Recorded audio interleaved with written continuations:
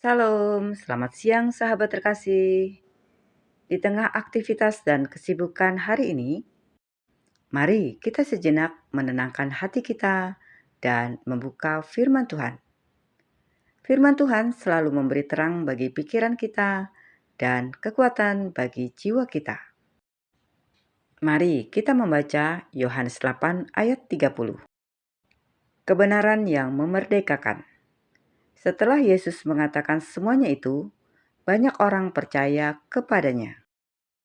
Sahabat terkasih, ayat ini menunjukkan sesuatu yang menarik. Ketika Yesus berbicara tentang kebenaran, tentang dirinya sebagai terang dunia, sebagian orang mulai percaya kepadanya. Namun, iman yang disebutkan di sini belum tentu iman yang matang. Ada orang yang percaya karena kagum kepada perkataan Yesus, tetapi belum tentu sungguh-sungguh mengikuti Dia. Ini mengingatkan kita bahwa percaya kepada Tuhan Yesus bukan hanya soal setuju dengan perkataannya, tetapi juga hidup dalam kebenaran yang Dia ajarkan. Yohanes 8 ayat 31. Maka katanya kepada orang-orang Yahudi yang percaya kepadanya, "Jikalau kamu tetap dalam firman-Ku, kamu benar-benar adalah murid-Ku."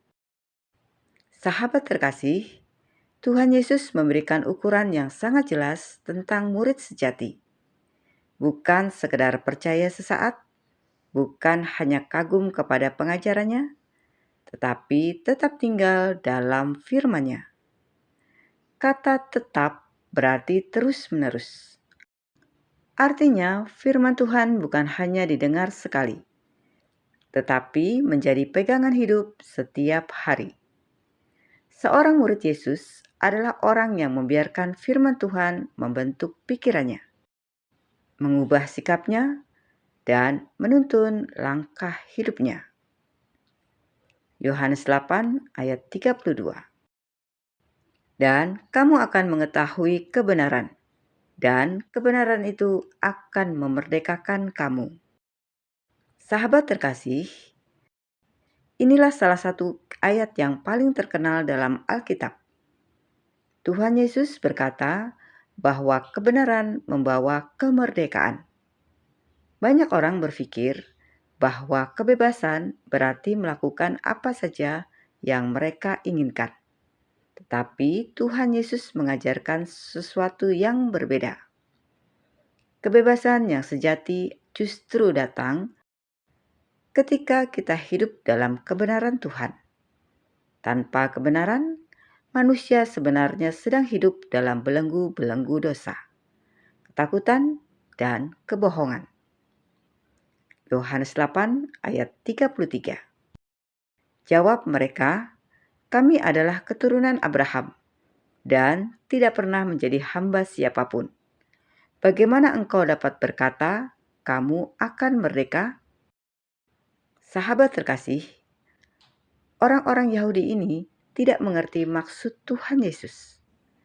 Mereka berpikir tentang kemerdekaan secara lahiriah, tentang status sebagai keturunan Abraham. Namun, Tuhan Yesus tidak sedang berbicara tentang status bangsa atau kebebasan politik. Tuhan Yesus berbicara tentang kemerdekaan hati. Seseorang bisa terlihat bebas secara lahiriah, tetapi hatinya masih terikat oleh dosa. Yohanes 8 ayat 34. Kata Yesus kepada mereka, "Aku berkata kepadamu, sesungguhnya setiap orang yang berbuat dosa adalah hamba dosa." Sahabat terkasih, Tuhan Yesus menjelaskan masalah utama manusia, yaitu dosa. Dosa bukan hanya kesalahan yang sesekali terjadi. Dosa bisa menjadi perbudakan. Ketika seseorang terus hidup dalam dosa, dosa itu mulai menguasai hidupnya. Itulah sebabnya banyak orang berkata ingin berubah, tetapi merasa sulit. Karena tanpa pertolongan Tuhan, dosa memang mengikat manusia. Yohanes 8 ayat 35. Dan hamba tidak tetap tinggal dalam rumah, tetapi anak tetap tinggal dalam rumah.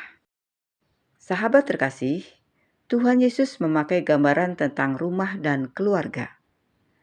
Seorang hamba tidak memiliki hak tinggal selamanya di rumah tuannya, tetapi seorang anak memiliki tempat tetap di rumah itu.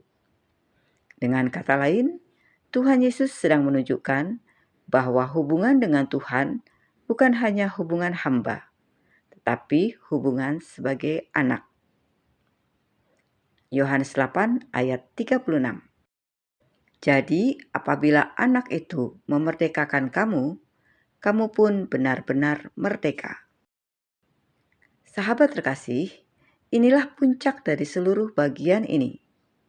Tuhan Yesus menyatakan bahwa Dialah yang memberikan kemerdekaan sejati, bukan usaha manusia, bukan kekuatan diri sendiri, bukan status atau latar belakang. Kemerdekaan yang sejati hanya datang ketika Tuhan Yesus membebaskan hati manusia dari kuasa dosa. Ketika seseorang hidup di dalam Kristus, ia mulai mengalami kebebasan yang baru, bebas dari rasa bersalah, bebas dari belenggu masa lalu, dan bebas untuk hidup dalam terang Tuhan.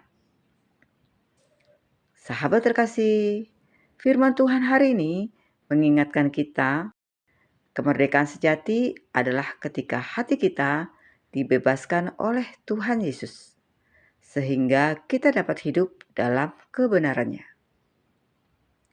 Sahabat terkasih, mari kita berdoa bersama. Bapa yang Maha Baik, terima kasih untuk firman-Mu hari ini. Ajarilah kami untuk tetap tinggal di dalam firman-Mu, sehingga kami semakin mengenal kebenaran-Mu. Bebaskanlah hati kami dari segala hal yang mengikat hidup kami. Dan tolong kami untuk hidup sebagai orang-orang yang telah Engkau merdekakan. Di dalam nama Tuhan Yesus Kristus, kami berdoa dan mengucap syukur. Amin. Sahabat terkasih, kiranya firman Tuhan hari ini menguatkan iman kita dan menolong kita hidup dalam kebenarannya. Sampai jumpa di pembacaan Alkitab berikutnya. Selamat beraktivitas. Tuhan Yesus memberkati.